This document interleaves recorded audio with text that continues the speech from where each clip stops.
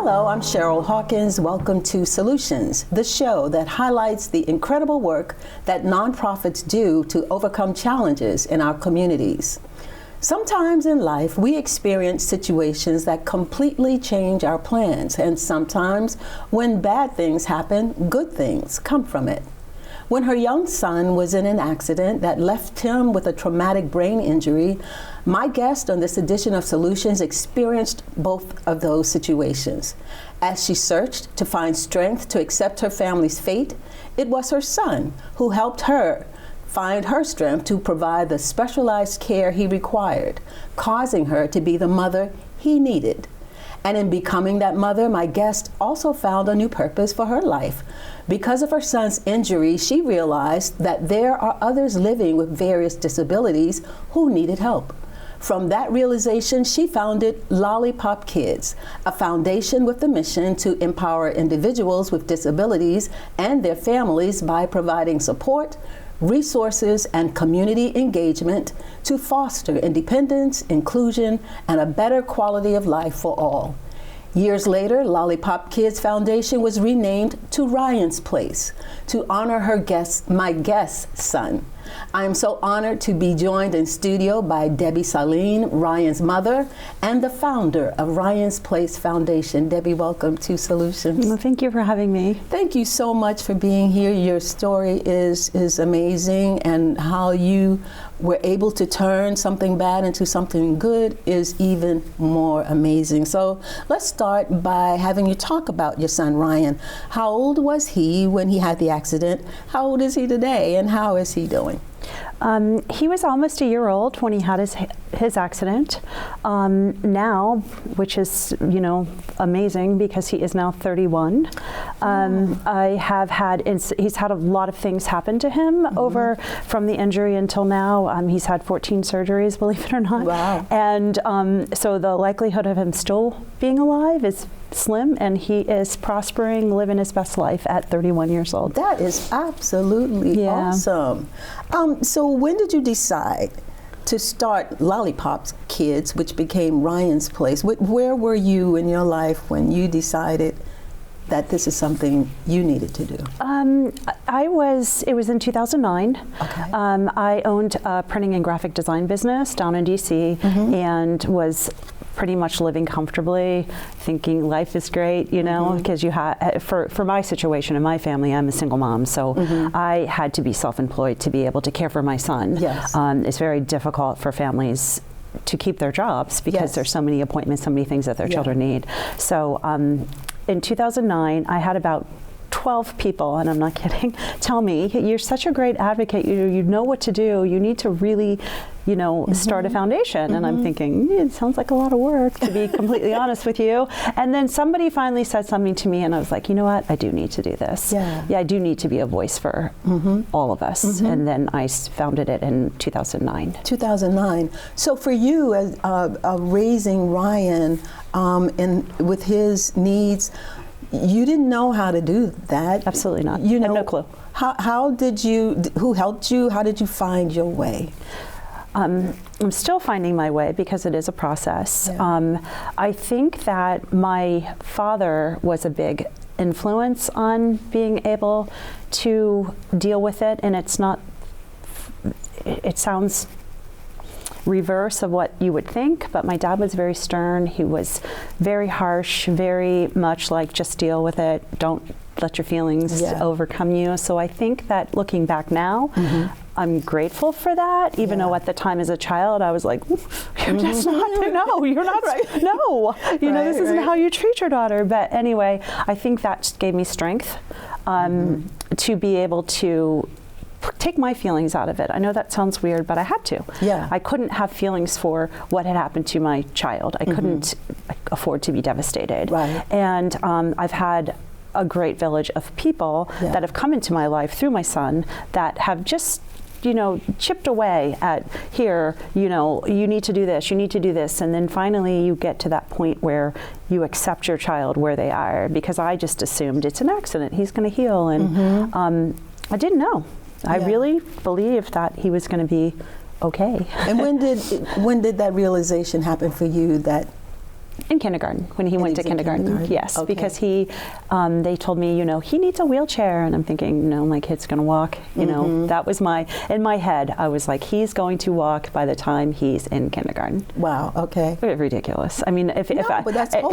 It was, but hope is very important, and that's one of the reasons I started the foundation. However, false hope, or the hope that is a false hope is not helpful for anyone. And the person that was hurt the most about my false hope was my child. He needed a wheelchair. He needed to get to school, to be around his peers. He needed all the things. He went to school, but I would drive him. I wouldn't let him ride the bus. I was so protective because he was injured. Right. I'm like, no, he needs to be in my care because he's not going to be injured with me, is my thought process. But when he went to kindergarten, when I finally was like, all right, fine, I'll get him a wheelchair. I mean, and it's free. It's through insurance. It's not even like I have to pay for it. I was like, he doesn't need it. Yeah. So it's just, and when you look back, you know that you had to go through that process.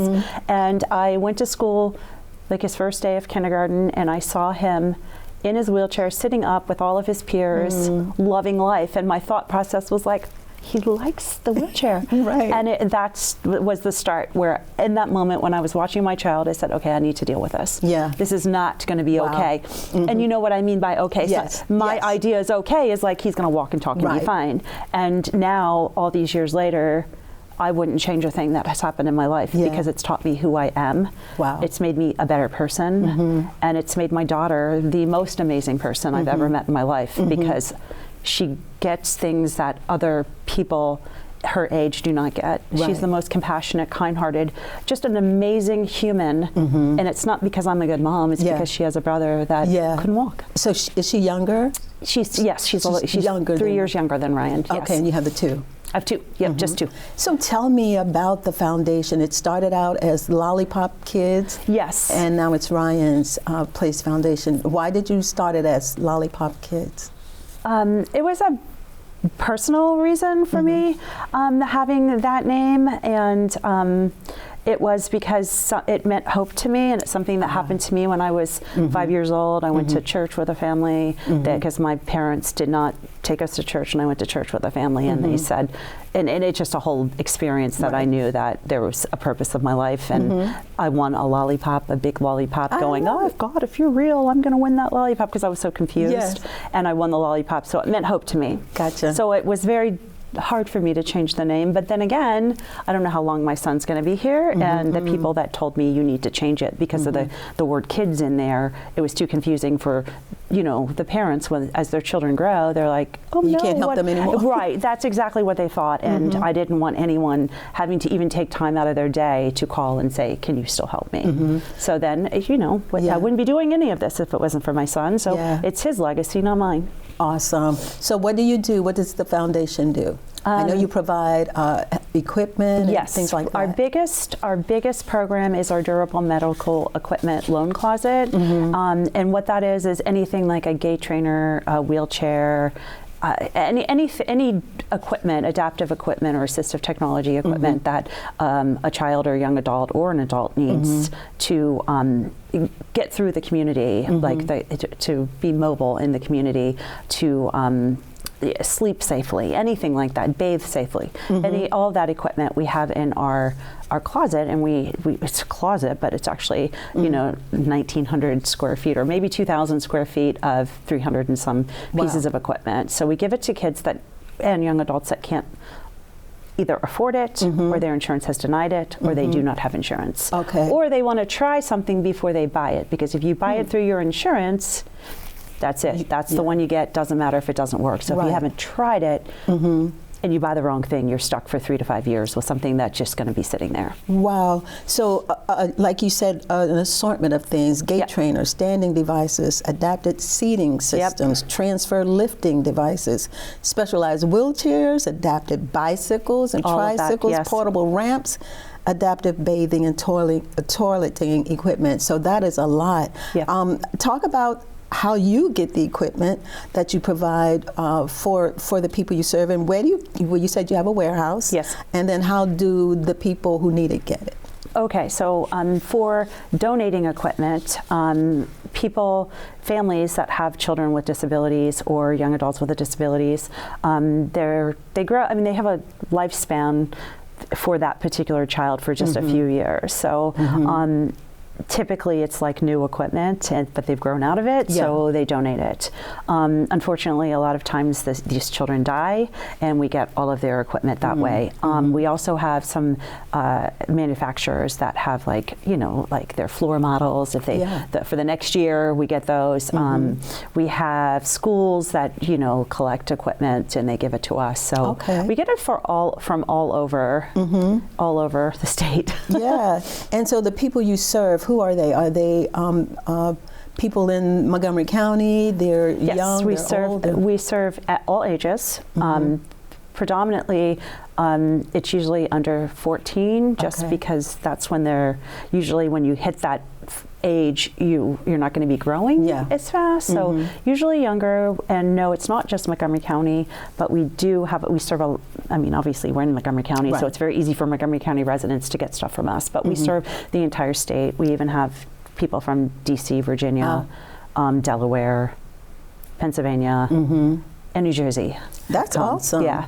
So is there a screening process for those who need the equipment? How does that work? Okay, so the way that they get the equipment is they, on our website, there is a form that they fill out, and you're asking about screening.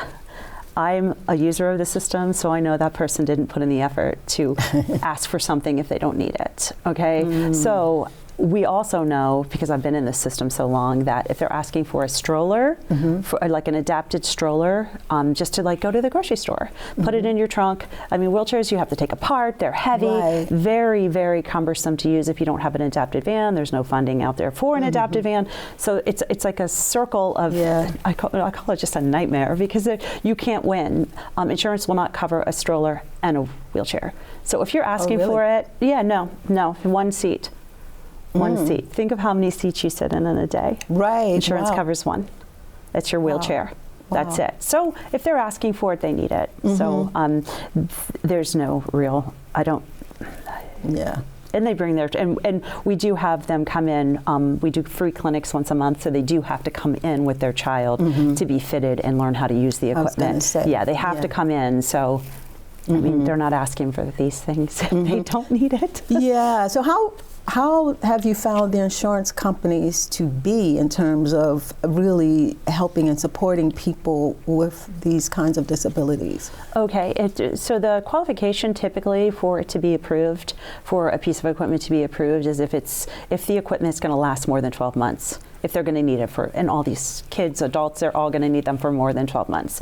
So for wheelchairs, there's typically not an issue of insurance paying for it, because if you can't walk, you need one. So, but the issue for families is it depends on their policy. If they have a deductible of 50% or 20%, these wheelchairs are 10 grand. So they have to, they're not, and that's just a manual wheelchair.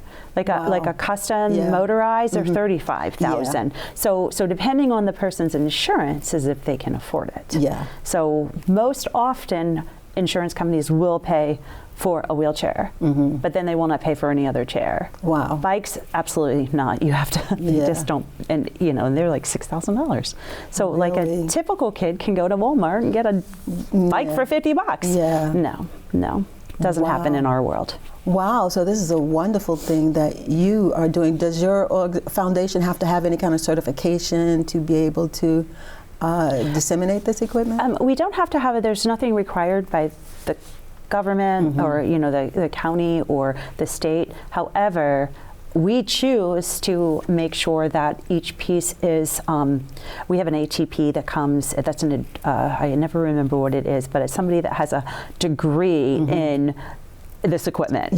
He volunteers his time and comes in and checks all the pieces. We do have, what we need funding for is if something is missing, like a piece or something, or a part, we need the funding to get the part, and most of the manufacturers give us a decent discount. I think they should give it for free, but but they don't. So we're going to talk a little bit more, but we're going to take a short break right now, and we'll be back to talk more about Ryan's Place Foundation. Stay with us.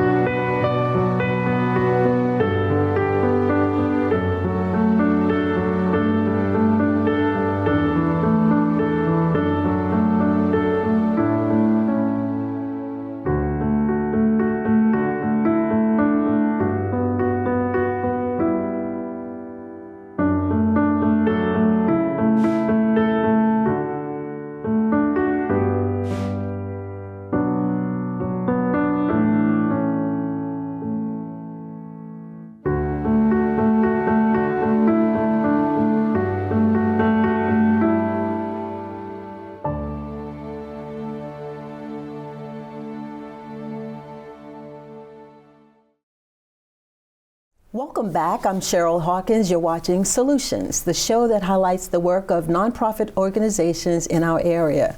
On this edition, we are highlighting Ryan's Place Foundation, and I'm joined in studio with Debbie Sahlin, the founder of the organization. So during the break, Debbie, we watched the PSA video, Smile, Don't Stare. I read on your website that in the United States, nearly 3 million children ages 5 to 17 are living with a disability, and that far too many of these children and their families feel isolated from others in the community. In many cases, it's not the disability that causes isolation, but the physical barriers or hurtful treatment of others. You are addressing this kind of discrimination in the PSA. Tell me more about the Smile, Don't Stare campaign that you're engaging with. Okay, so as my son was growing up, I got a lot of kids ask, what's wrong with him? And the parents were the ones that were not answering the question. Okay, so if you picture that scenario where you have a typical child, a disabled child, and two parents, the only person when after that child, the typical child asked, what's wrong with him, feels uncomfortable as the parent of the typical child. Okay, so what happens when you don't answer the question, to me and through experience, that is the moment that exclusion starts. Think about when we were kids and our parents or whatever would tell, if something was scary on TV, what did they say? Don't look. Right. Don't stare, you know, and they always say, don't stare, and they don't answer the question and remove their child from the situation. That to me is like, oh my goodness, my kid is scary. Just answer the question, because they're curious. That's all they are. They don't mean it mean. They don't know the words to use. They don't know what they're asking. They see something different and they want to know why. Kids ask millions of questions. We know this. Why are we not answering that one? So the whole point of this Smile, Don't Stare is to educate people that it's okay to answer that question. It's actually better to answer the question, because then you're leaving a stigma of like, they're different. I can't associate with that. So that's the purpose behind it. And children are so much smarter than when they're young. You know, the so fact that they're asking is such a wise thing for them to say. So I don't have the wrong thought about it. So help me know. What's wrong? Right, and if you ever do answer the question, like I always answer the question, because I'm like, you need to understand. That's all you want to know. You're curious, and they're like, oh, and then they follow up another question. They're like, oh, so his wheelchair is like his legs. Someone said that to me one time with this little kid. I'm like, you got it. And he's like, what happens if it breaks down? I'm like, well, then he can't walk. So, I mean, but they just want to know, and they don't. They're left. They go on about their day, and they don't have that fear. It's almost instilling fear. Don't look, don't stare, don't. And it brings out compassion in them too. Absolutely. And an empathy. And they'll say, you know, well, he needs, you know, let me help him if I need to, you know, and I know why. Right. Exactly. Yeah, we did like a seminar with the Girl Scouts, and it was, you know, middle school aged kids, and we asked them, you know, because the name of the PSA that we just watched is called My Wish, and that's what their wish is. I wish people would ask my name. It's one of them, okay? But these kids were like, and I knew it, what they were going to say. I'm like, what do you wish for? They were wishing for new Uggs, new this, new that, you know, all the things. Right. And then I showed the PSA, and I said, well, this is a person with a disability. This is their wish. And they're like, wow. I mean, it just made them realize, like, wow, I've never thought any of this. So I think it's powerful. Very, very powerful, and that's why I wanted to make sure we shared it. So let's talk about some of the other programs you offer. Sensory-friendly haircuts. Oh yeah, I know. What is that? Okay. Again, all the programs have originated from a problem in my life. Okay, my son was sensitive about his haircut. I mean, ever since he was tiny, and it was just awful. I cut his hair one time because I couldn't go to a barbershop because screaming his head off and everyone's staring at you. It's just like, oh my goodness, I can't do it. Okay, I cut his hair one time and I was like, I can never do that again. I mean, it was the worst haircut the poor child had. So then I would take him, and it was so frustrating. You can see that there's something different with my kid. Don't stare and make it even worse, because when he's screaming his head off, everyone is staring at me, and then I'm getting more frustrated. He feels my frustration because everyone's staring at me, and then it just turns into a nightmare. To the point where one time I just screamed out, "Staring doesn't help!" I mean, and I'm like, okay, I need to do something about this because I can't behave that way in public anymore. So we started it so anyone that has a sensitivity can come in a safe place where everyone understands. They can get their hair cut.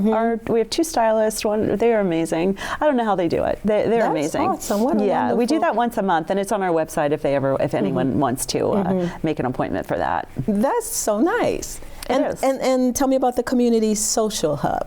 Okay, so what we're doing there is for anyone with developmental difference, physical disability, whatever, 18 and over, we have a place at our center that they can just come play games. We have some structured things that are going on, but just because we do live in a county we're very blessed in Montgomery County, because there's so many things for adults with disabilities to do, fun things to do. There's Montgomery County, there's so many things, I could name them. However, it's fragmented, okay? So there's parts of the day where they don't have anything to do. So a little social hub where they can come, eat their lunch, they can hang out. That's what we do with that. And the other program is a siblings workship and I'm excited about that because we started it last year, and it's for siblings of people with disabilities, and it's age 5 to 12. They come together with other siblings, and they're able to talk about the good and the bad of having a sibling with a disability. And it is my favorite. It's one of my favorite programs now, because to see these kids be able to understand I'm not alone, because that's what it is. Having a child with a disability, everyone it's very lonely. Yes. For the sibling too. You have to say, no, we can't do that, we can't do that. I mean, so many times I'd have to say, well, I can't do that because of Ryan. We can't do it. We can't do it. And being able to express that and know that it's not just your family. And they made friends. They do stuff together now. It's kind of cool. So I assume that helped your daughter. We didn't have You didn't have it then? No, nothing like that for my daughter. And I had asked her, because when we started this, and I was like, all right, because she's an adult now. She's 28, sorry. And I asked her, I said, we're going to start this program. What did I do right and what did I do wrong? Because I know, I'm a single mom. Ryan's going to need all the attention. He can't do anything on his own except for speak, of course. And she said, she gave me some really good feedback. It almost made me cry. She said, you always made once a week. I did. I said, there's Girls' Day.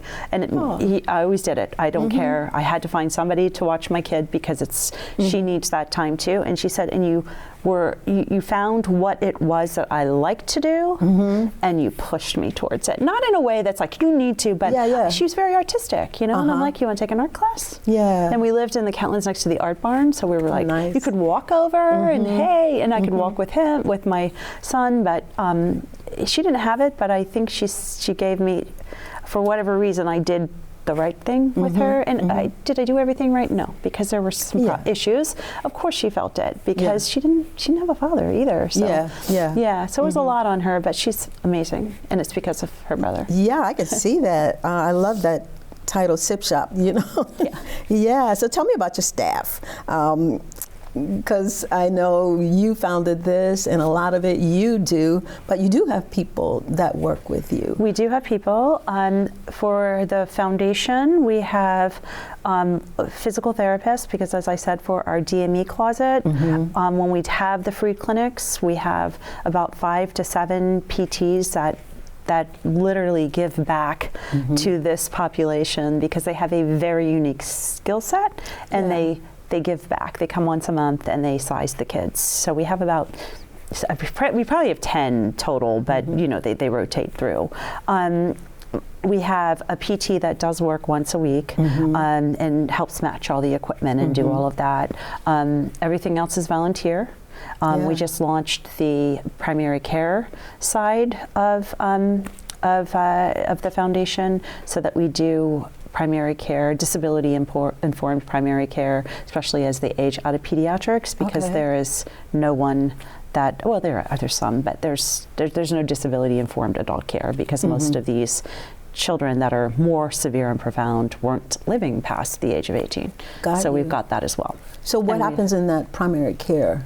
We do primary care, just like if you go to the primary care. For all ages. We do transition planning, so transition from the adult from pediatric to the adult world. It's a very long 5-year process, and a lot of times it creeps up on families where they're like, oh, my pediatric providers can't see us anymore. What are we going to do? And then there's a gap in care. And that's when, more significant problems arise when you don't have that preventative care.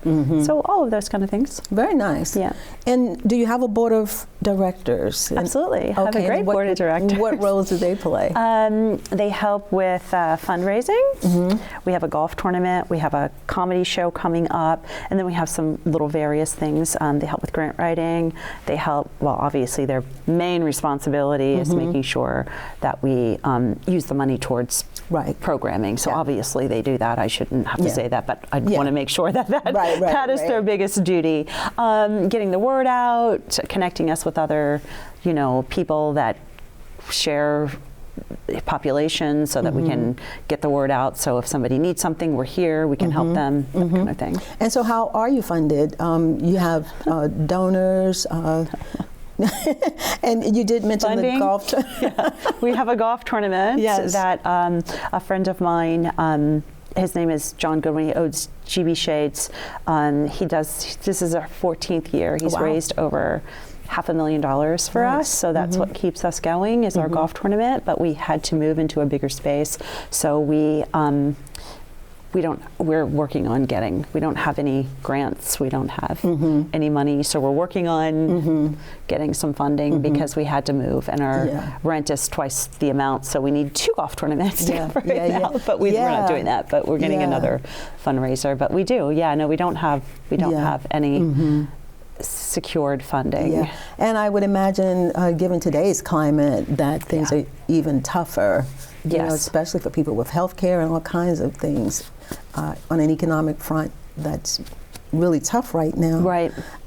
So do you have long-term relationships? It sounds like you do with the people you serve. I hear you talking about them transitioning from younger to older. Yeah, we do. We do have, I always say my son has allowed me to meet the most amazing people. And the people that I meet at the foundation, they always say thank you to me. And I'm like, no, I want to say thank you to you. Every single person that we help, it's a little healing to me because, my son getting hurt was traumatic. It's a horrible thing, and it's healing. It's very healing for meeting them. But we do, because again, they're also repeat users. So you see them as they grow. You see them as they, get one piece of equipment from us and they're like, oh, we need a bigger size. So we do have long-term relationships with, a lot of the people that we serve. So what do you see as the future for Ryan's Place Foundation? Well, I'm hoping to expand, first secure funding, and expand because we're in Montgomery County, we know this because we've already discussed it, but it's really difficult for people that live in Baltimore City, even though they get transportation, somehow they get there. It's very hard for them to get here, but to expand throughout the state would be ideal because I know that we can't serve everyone because of our location. Not everyone can drive to our location. They don't have the transportation or the way, a big enough car to take the equipment back. So, And getting I really want funding for a van because for delivery, because I'm telling you, so many people can't get there. They don't have the kind of car that you need to get the equipment home. So having a van to pick up donations and deliver equipment if needed, that would be amazing. Awesome. Thank you so much for being here on Solutions. What you're doing is amazing. Thank you. I hope you get that van. People out there, you heard that. She needs a van. Money. So thank you for being here and keep doing the great work you're doing. Thank you. I'd like to thank my guest, Debbie Sahlin of Ryan's Place Foundation, for being my guest on this edition of Solutions. If you'd like more information about Ryan's Place Foundation, you can visit their website at ryansplacefoundation.org, or you can email them at info@ryansplacellc.org, or you can call them at 301-216-3835. I'm Cheryl Hawkins. Thanks for watching, and see you next time for more Solutions.